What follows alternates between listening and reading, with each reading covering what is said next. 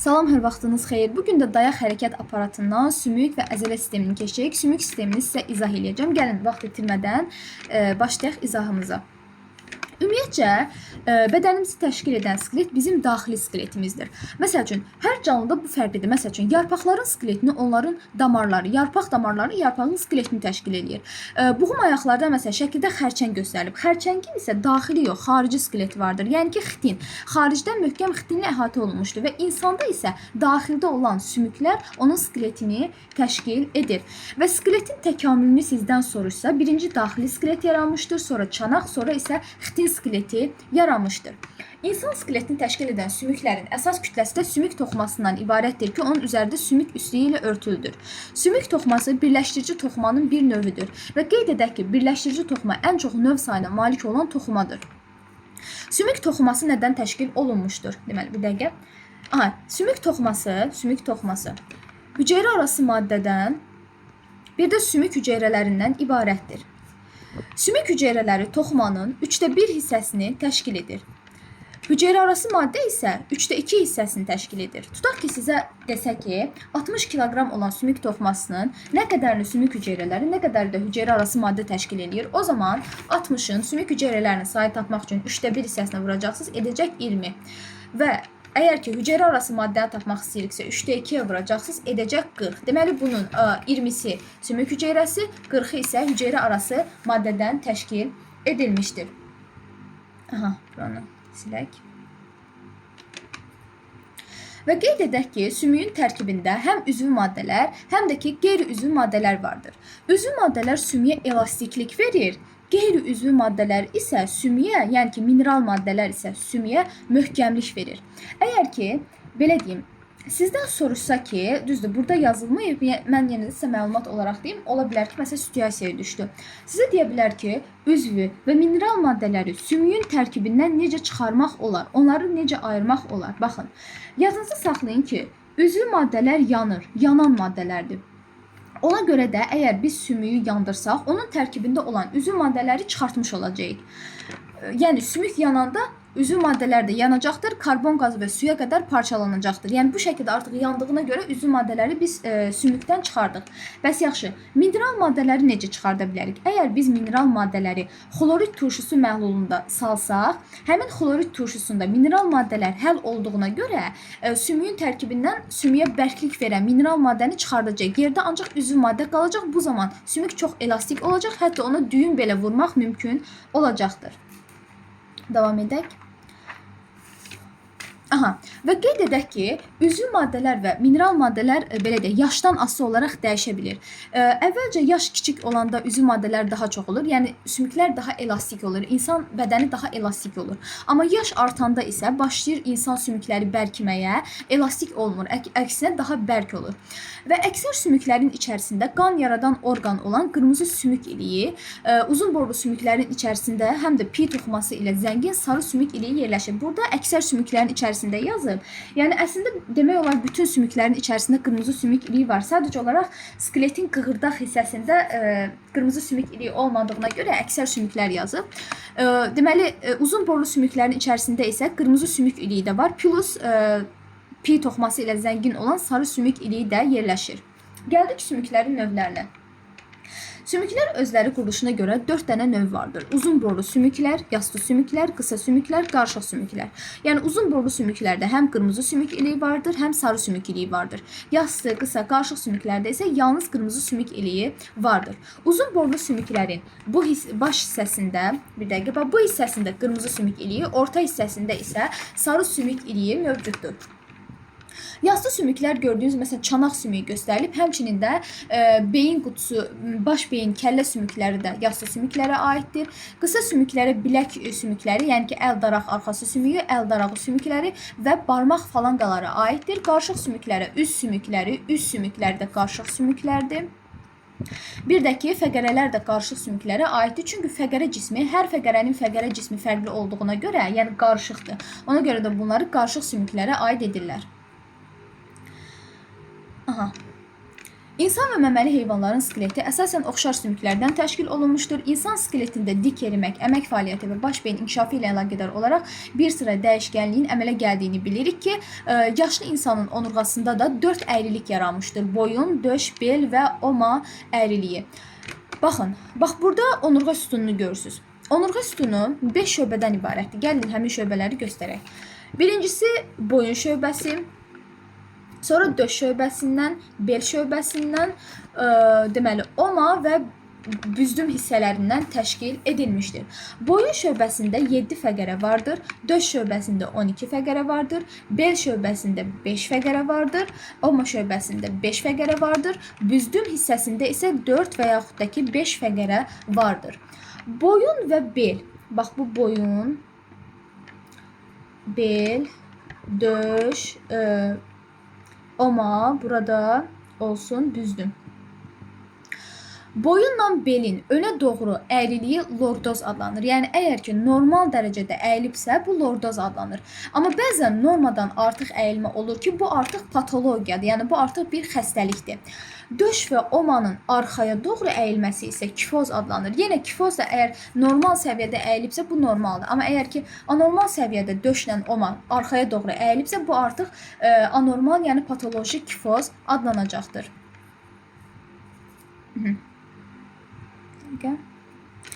Bu niyə itdi? Tamam. Bax burada da eynən yazılıb.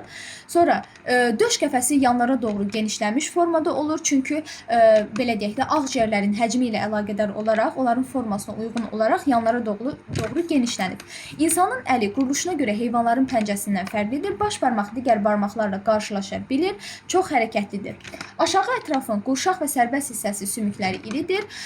Başınız ki, çünki bütün yük demək olar ki, aşağı ətrafın qurşaq və sərbəst hissəsinin üzərinə düşür. Çünki biz dik yeriyirik. Başın skeletində beyin şöbəsi üç şöbəsinə nisbətən böyükdür. Yəni bunlar ancaq insanlara xasdır. Ayağın altı tağ şəklində olur və yerdən alınan təkanları zəiflədir. Əgər bizim ayağımızın altı tağ şəklində olmasaydı, biz gəzəndə, hardasa bir 10-15 dəqiqə gəzəndə bizim ayaqlarımız, bütün əzələlərimiz ağrıyardı. Yəni gəzə bilməzdik, sinirlərimiz sıxılardı. Ona görə də ayağımız tağ şəkilli olmağa uyğunlaşmışdır. İndi gəlin ümumi insan skeletini bir nəzərdən keçirək. İnsan skeleti 3 hissədən ibarətdir. Başın skeletindən, gövdənin skeletindən və ətrafların skeletindən təşkil olunmuşdur. Başın skeletinə kəllə qutusu və üst şöbəsi aiddir. Kəllə qutusunda 8 dənə ümumi sümük vardır. Üst şöbəsində isə 15 dənə sümük vardır. Deməli, başın kəllənin skeletinə 15 plus 8, 23 sümük vardır. Gövdənin skeletinə aiddir onurğa sütunu, qabırğalar və döş sümüyü aiddir. Gövdənin skeletində ümumi onurğa sütunumuzda 33-34 dənə fəqərə vardır. Bu 33-34 dənə fəqərə hardan gəldi? Mən bayaq sizə onurğa sütununun üzərində göstərdim ki, boyun şöbəsində 7 fəqərə, döş şöbəsində 12 fəqərə, bel şöbəsində 5, omada 5, büzdümdə isə 4 və yaxud da ki 5 olduğuna görə 33-34 fəqərə olur. 24 dənə qabırğamız var, bir dənə də döş sümüyümüz vardır. Bu təşkil edir gövdə skeletini. Ətrafların skeleti isə iki yerə ayrılır. Yuxarı ətraflar, bir də aşağı ətrafların skeletinə.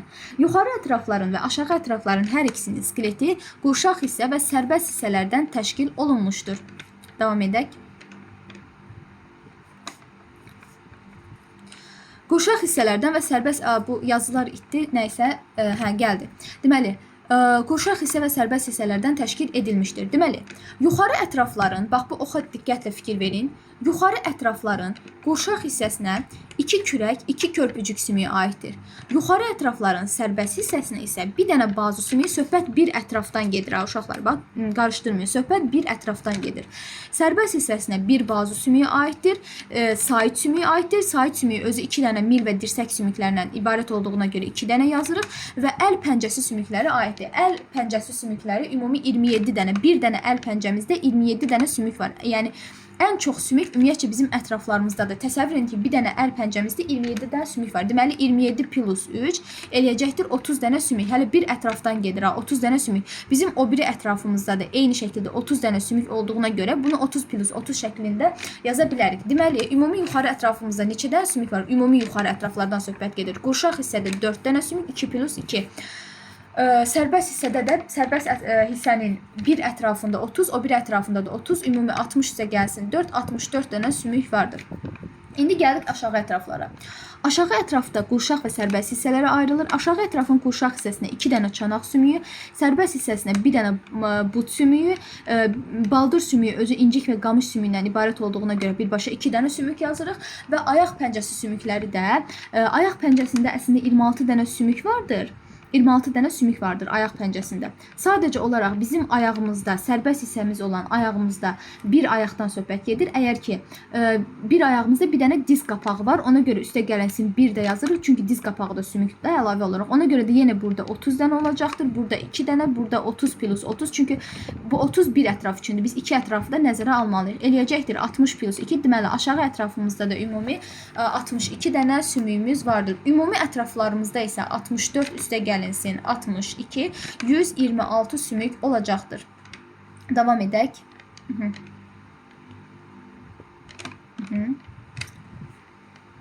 Bu görüntü itir arada. Gəlin indi bu sümüklər üzərində bir də baxaq.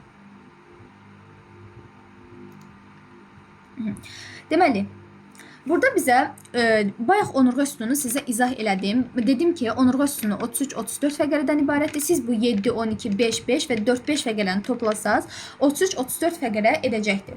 Kəllə skeletində görürsünüz ki, kəllə qutusundan ibarətdir ki, yassı sümüklərdir. Ətrafların skeleti nədən ibarət idi? Dedi ki, çanaq bir ətrafdan söhbət gedir. Çanaq sümüyüdür ki, 2 dənə çanağı var. Sadəcə bir ətraf göstərdiyinə görə bir dənə çanaq göstərilir burada. But sümüyündən ibarətdir. But sümüyü bədənimizin ən möhkəm sümüyüdür. Sonra burada baldır sümüyü. Baldır sümüyü də incik və qamış sümüklərindən təşkil olaraq 2 dənə sümükdən ibarətdir. Pəncə sümüklərimiz isə baxın, bir dənə barmağımızda, bir dənə barmağımızda. Ümumiyyətcə daha doğrusu bir ətrafımızda 14 barmaq falanqası var. Bax, bu barmaq falanqaları da 14-dür sayı. Sonra deməli, ayaq darağı sümükləri isə bir dənə barmağımızda bir dənə daraq var. Bizim də 5 dənə barmağımız olduğuna görə 5 dənə də ayaq darağı sümükləri olacaqdır. Ayaq daraq arxası sümükləri isə 7 dənədir. Ayaq daraq arxası sümükləri 7 dənədir. Deməli, 7 dənə ayaq daraq arxası sümükləri, 5 dənə ayaq darağı sümükləri, 14 dənə də barmaq falanqalarımız olacaqdır. Bu barmaq falanqalar bilirsiniz nədir? Öz əlinizin içini açsaz, əlimizin içində də 14 dənə barmaq falanqası var. Baxın, bu əlimizdə müəyyən bir sərhədlər var. Sanki buğumlara oxşuyur. Onu saysaz, baş barmağımızda 1-2 dənə buğum, digər bütün barmaqlarımızda 3 dənə. Bunları hamısını toplayanda bir əlimizdə, yəni 14 dənə barmaq falanqası edir. Bu aşağı ətraf üçün idi. Yuxarı ətrafa da fikir verəndə, deməli, bu sümüyümüz bazu sümüyüdür, bazu. Bu sümüyümüz sait sümüydü, ümumi sait sümüydü, amma sait sümüyünün özü isə dirsək sümüklərindən və bir də mil sümüklərindən təşkil edilmişdir. Xahiş edirəm, bura fikir verin ki, dirsək hansıdır, mil hansıdır? Yəni, oxları diqqətlə baxın. Dirsək hansıdır, mil hansıdır? Sonra yuxarı ətraflarımızın belə deyək də pəncə sümüklərinə yenə barmaq falanqalara aiddir. 14 dənə barmaq falanqası vardır. 5 dənə əl darağı sümükləri vardır. 8 dənə də əl daraq arxası sümükləri vardır. Ona görə də biz bayaq aldığımızda məsəl üçün 26, 27 sümükləri buradan alırdıq. Bunların cəmindən alırdıq. Aha, davam edək.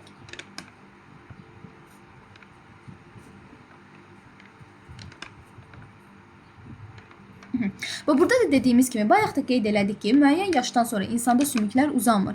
Lakin yeni sümük maddəsini əmələ, yəni, baxın, 18-20 yaşdan sonra sümüklər uzanmır artıq. Sümüklərin uzanması dayanır. Uzanmasa da ömür boyu yeni sümük maddəsi əmələ gəlir ki, bu da sümüklərin yenilənməsini, onların təzələnməsini həyata keçirilir.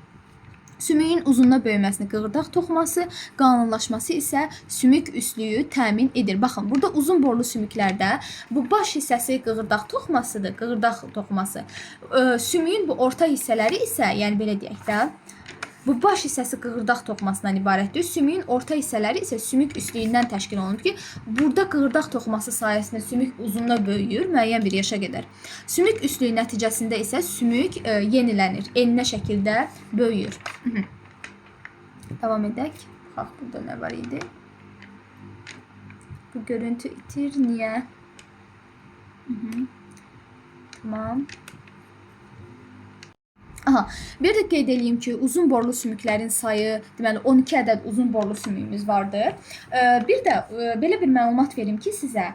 Demək olar ki, məsəl üçün çanaq boşluğunda yerləşən orqanları çanaq sümükləri, sonra bizim kəlləmizdə, yəni baş beynimizdə kəllə qutusunun içərisində yerləşən orqanları bizim kəllə skeletimiz qoruyur. Amma elə orqanlar vardır ki, qarında yerləşən. Məsəl üçün mədədir, sonra qaraciyərdir, bağırsaqdır, sonra dalaqdır. Bunlar isə sümük ilə əhatə olunmayıbdır. Yəni çox böyük həyati orqanlardır. Amma bunlar sümük ilə əhatə olmayıbdır. Sümük ilə əhatə olmursa, bəs bunlar necə qorunur? Buna bir aydınlıq gətirək. Onların qorunması ona görə də həmin hissə çox piylənir. İnsan niyə məsəl üçün kökələndə qarnı çıxır? Yəni belə deyim də. Çünki orada belə deyim, sümük olmadığına görə, onları qoruyan bir sümük olmadığına görə orada pi əmələ gətirirlər ki, həmin pi qorusun o orqanları. Ona görə də həmin hissələrdə, qarın hissəmizdə piylənmə daha çox rast gəlinir. Və qeyd edeyim ki, sizə məsələdə düşər, insan skeletində təxminən 220 sümük vardır. Bunu da yadınızda saxlayın. Təxminən, əslində yəni bəzən 216, bəzən yəni belə fərqli rəqəmlər göstərilir, amma dim özü 220 sümüklə gedir. Siz də o şəkildə götürərsiniz. Belə əgər nəsə başa düşmədisə, mütləq və mütləq onun şərhlərdə yazın. Mən onu sizə yəni başa salana qədər izah eləyəcəm. Heç narahat olmayın. Gələn dərsdə əzəllər, oynaqlar, bağlar mövzusunu izah eləyəcəm sizə. Sağ olun. Gələn dərslərdə görüşərik.